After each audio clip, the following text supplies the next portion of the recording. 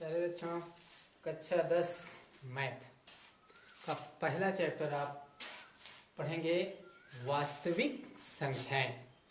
वास्तविक संख्याओं के बारे में जैसा कि कक्षा 9th में आप लोगों ने पढ़ा है, आप जो भी समझ में आया है या जिसकी समझ में नहीं भी आया है, हम आपको ऐसे तरीके से समझाएंगे कि आपको याद करने की बिल्कुल ये नहीं। बहुत से बच्चे कहते क्या है कि उसकी परिभाषा याद करते हैं फिर भूल जाते हैं, ऐसा कुछ भी नहीं करना पड़ेगा। आप सिर्फ देखिए, हम आपको ग्राफ अध्ययन से ऐसे समझाएंगे आप तनिक भी ना हैरान हो। अगर आप पूरा वीडियो देखेंगे तो पूरी तरह से आपकी समझ में आएगा। जैसे कक्षा 10 का पहला चैप्टर वास्तविक संख्याएं। वास्तविक संख्याएं, रियल नंबर।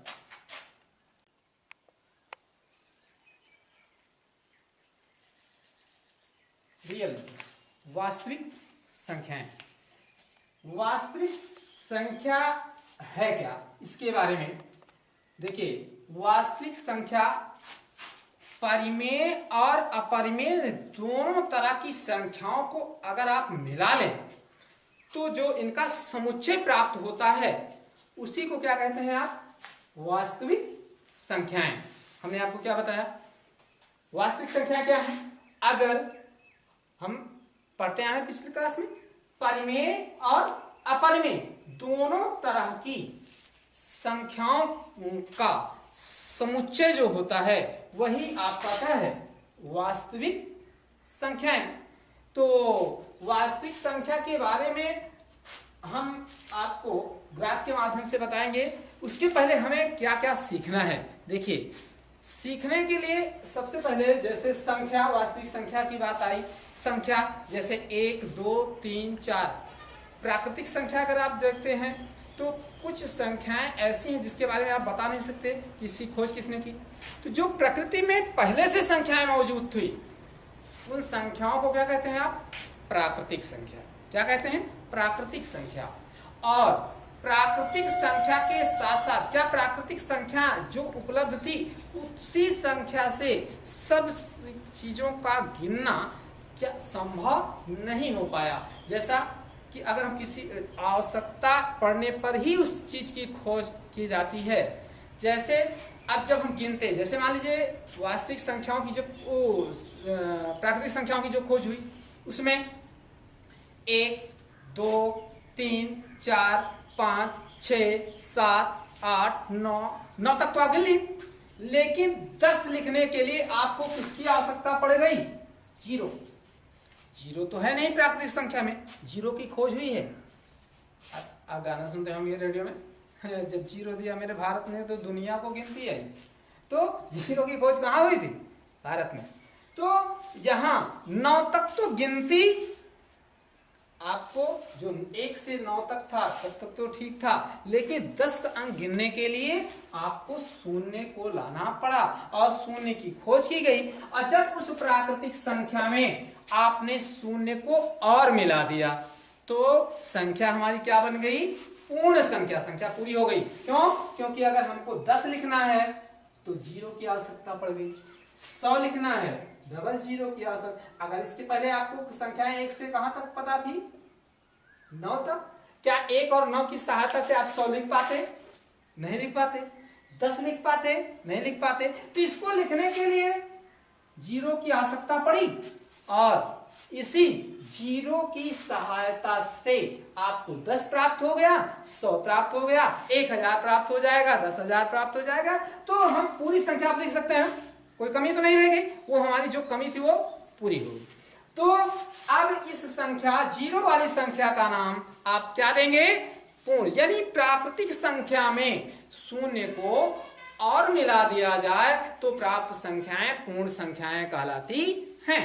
ठीक, प्राप्त संख्याएं पूर्ण संख्याएं कहलाती हैं। तो वास्तविक संख्या के बारे में हम आपको एक एक करके बताएंगे। बिल्कुल आपको तनिक भी घबराने की आवश्यकता नहीं है। आपको याद कुछ भी नहीं करना पड़ेगा, सिर्फ आप पूरा वीडियो ध्यान से देखते रहें, सब कुछ आपकी समझ में आएगा। सबसे पहले आई बात 1 से लेकर 10 तक की संख्या की।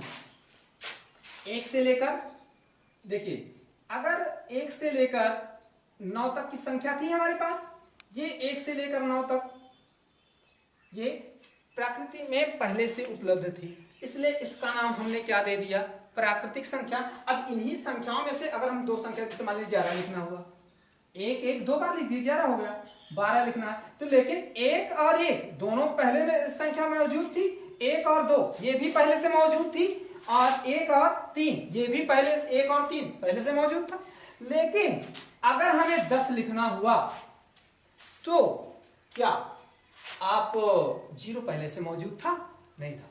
0 की खोज की गई, अब 0 को मिला देने पर संख्या हमारी पूरी हो गई। इसलिए प्राकृतिक संख्या में यदि हम 0 को और मिला दें तो प्राप्त संख्या हमारी क्या हो गई, पूर्ण संख्या। अब रही बात परिमेय और अपरिमेय, इसकी परिमेय और अपरिमेय, किसको परिमेय कहेंगे, किसको अपरिमेय कहेंगे।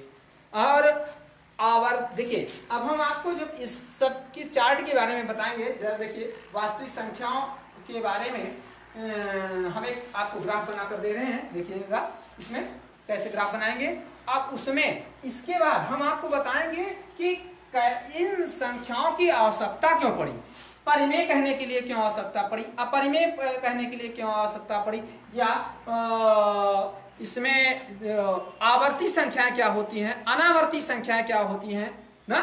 तो इन सब के बारे में हम आपको सीरियल एक तरफ से आपको बताएंगे, आप ध्यान से वीडियो को देखिएगा। अब थोड़ा हम ग्राफ बना रहे हैं, देखिए इस ग्राफ के बारे में देखेंगे तब आप सीखेंगे। जैसा कि ग्राफ बनाने के लिए बता रहे थे, ये ग्राफ आपका बना। अब इस ग्राफ में देखिए, ग्राफ के माध्यम से आप समझेंगे वास्तविक संख्याएं। अब वास्तविक संख्या के परिभाषा के तौर पर, जैसे डेफिनेशन के तौर पर हम आपको अभी बता रहे थे कि वास्तविक संख्याएं हैं क्या, परिमेय और अपरिमेय दोनों, परिमेय और अपरिमेय दोनों तरह की संख्याओं को अगर मिला लिया जाए तो वही संख्याएं आपकी क्या कहलाती हैं, वास्तविक संख्याएं। देखिए जरा इसमें देखते हैं, ये आपकी परिमेय संख्या है, ये भी आपकी परिमेय है, लेकिन ये क्या है, अपरिमेय। तो दोनों परिमेय और अपरिमेय दोनों संख्याएं मिलकर के क्या बन गई, वास्तविक संख्या। क्या बन गई, वास्तविक संख्या। अब इसके दो पार्ट हो गए, देखिए जब दोनों, अब इसमें चूंकि वास्तविक संख्या में परिमेय भी शामिल है और अपरिमेय भी शामिल है, अब हम इसके दोनों अलग अलग कर रहे हैं। देखिए परिमेय को अलग कर दिए और अपरिमेय को अलग कर दिए। परिमेय के अंतर्गत जैसे आपका -1 और भिन्न आता है, जैसे आपका 3/5 है, भिन्न है, तो ये आपकी परिमेय संख्या। इसके बारे में हम आपको बताएंगे, अलग अलग से बताएंगे, सिर्फ आप अभी इतना देखें कि इसके कितने पार्ट होते हैं, कैसे कैसे भागों में बटा है, एक एक के बारे में हम आपको बताएंगे, आपको तनिक हैरान होने का आवश्यकता नहीं। परिमेय, इसमें परिमेय जो संख्या थी, परिमेय को अलग कर लिए, और अपरिमेय संख्या जो थी, जैसे इसमें हमने मान लीजिए √2 √3 लिखा है, तो इसको भी आप यहाँ पर लिख सकते हो 3 √2/5, ये भी आप लिख सकते हैं। तो यहाँ पर ये अपरिमेय संख्या हो गई और ये क्या हो गई, परिमेय, यानी इसमें से ये परिमेय हो गई, इसको यहाँ पर भी आप लिख सकते हो। तो ये अपरिमेय और ये परिमेय, यानी वास्तविक संख्या के दोनों भाग अलग अलग हो गए, परिमेय को अलग कर दिए और अपरिमेय को अलग कर दिए। अब यहाँ पर परिमेय को के दो भाग हो गए, कैसे, एक पूर्णांक संख्या है जो पूरी पूरी संख्या लिखी है, इसमें आप बटे 1 कर देंगे तो ये भिन्न के रूप में बन जाएगी। तो ये जो पूर्णांक है ना, ये जो पूर्णांक है ये आपकी क्या हो गई, पूर्णांक संख्या हो गई। देखिए परिमेय संख्या के दो रूप यहाँ पर, कैसे, पूर्णांक संख्याएं, ये पूरी पूरी संख्या हो गई, और जो भिन्न के रूप में संख्या है वो भी आपकी भिन्न के रूप में है, ये भी आपकी परिमेय संख्या है। ये भिन्न के रूप में नहीं है, पूर्णांक के रूप में है। इसको भिन्न के रूप में आप अगर बनाना चाहते हो तो बना सकते हो, कैसे, बटे 1 कर लें, भिन्न का रूप बन गया, जो कि आप परिमेय संख्या के बारे में आप ये 5 के रूप में जैसे पिछली कक्षा में आप पढ़े हैं। अगर फिर भी नहीं आया है, इसके एक एक के बारे में हम आपको बताएंगे। अब इसके दो पार्ट हो गए, परिमेय, पूर्णांक संख्याएं और भिन्न संख्याएं। और यहां पर जो आप देखे थे क्या, अपरिमेय संख्या, इसके कोई पार्ट नहीं है, देखिए खाली पड़ा है। पार्ट किसमें है, हमारे सिर्फ परिमेय संख्या में। परिमेय संख्या में क्या है कि आपका धन, ये परिमेय संख्या इधर पूर्णांक संख्याएं और भिन्न की संख्याएं हो गई। अब इसके भिन्न के भी देखिए, जैसे इसमें अपरिमेय का पार्ट छूट गया वैसे इसमें भिन्न का पार्ट आपका छूट गया। अब किसके पार्ट बने? पूर्णांक संख्याओं के। इसमें क्या थे? दो पार्ट बने, एक में शाखा फूटी है, एक में शाखा नहीं फूटी है। इसमें भी दो शाखाएं हैं, एक धन पूर्णांक संख्याएं और एक में भिन्न संख्याएं। अब इसमें भी कोई पार्ट नहीं है, लेकिन इसके भी पार्ट हैं। कौन कौन? इसमें देखिए पूर्णांक संख्याओं में ऋण लिखा हुआ है, माइनस लिखा हुआ है, ऋण यानी धन भी लिखा हुआ है। तो धन पूर्णांक संख्याएं और ऋण पूर्णांक संख्याएं, दो तरह की, धन और ऋण। अब रही बात, इसमें बीच में एक छूट गया, कौन? शून्य। और हम जैसा कि अब पहले आपको बता रहे थे कि प्राकृतिक संख्या के बारे में तो हम आप जानते हैं, लेकिन प्राकृतिक संख्याओं से ही आप पूरी संख्या लिख लें ये संभव नहीं था, इसलिए शून्य को शामिल किया गया। देखिए वो शून्य आपका कहां पर आया है? ये जो धन पूर्णांक संख्याएं आप लिखे हैं, इसमें धन पूर्ण संख्याएं ये हैं, ऋण पूर्ण संख्याएं ये हैं, इसके बीच में आपको मिला करके रखना पड़ा क्या? शून्य। और इन्हीं तीनों को मिला करके आपका क्या बन गया? पूर्णांक संख्याएं। तो देखते हैं, एक बार हम इधर से देखेंगे समझ में आ जाएगा। देखिए तीनों को मिला करके धन पूर्णांक, ऋण पूर्णांक और शून्य, तीनों को मिला लिए बन गया क्या? पूर्णांक। पूर्णांक और भिन्न, पूर्णांक संख्याएं और भिन्न यानी पूर्ण संख्याएं। पूर्णांक का मतलब क्या है? पूर्ण संख्याएं। पूर्ण संख्याएं और भिन्न, इन दोनों को मिलाकर के क्या बना? परिमेय संख्या।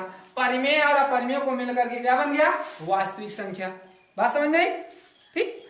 और कल यानी अगले वीडियो में हम आपको दिखाएंगे क्या कि इसके बारे में हमें आवश्यकता क्यों पड़ी, संख्याओं के बारे में हम आप विस्तार से अध्ययन करेंगे कल कि इसकी आवश्यकता हमको क्यों पड़ी। कौन? जब भाई हमें वास्तविक संख्या, जब हमें संख्याएं पता थी, प्राकृतिक संख्याएं, तो और संख्याओं की आवश्यकता क्यों पड़ी? जैसे आवर्ती संख्याएं क्या होती हैं और अनावर्ती संख्याएं क्या होती हैं और परिमेय संख्याएं, अपरिमेय संख्याएं, इन सब के बारे में हम अगले वीडियो में अध्ययन करेंगे। सीरियल से आप तनिक भी हैरान ना हो, इसके बारे में समझ में आया है, एक बार आप अध्ययन करेंगे, एक एक के बारे में हम आपको अगले वीडियो में बताएंगे। ठीक, आप कक्षा 10 के छात्र हो और आप मन लगा करके पढ़िएगा, क्योंकि आपका बोर्ड का एग्जाम होगा। और अगर तनिक भी आपको दिक्कत होती है, वैसे उम्मीद करते हैं कि आपको तनिक भी दिक्कत नहीं होगी। और उत्साहवर्धन के लिए आप इस वीडियो को सब्सक्राइब कर लें और लाइक करें।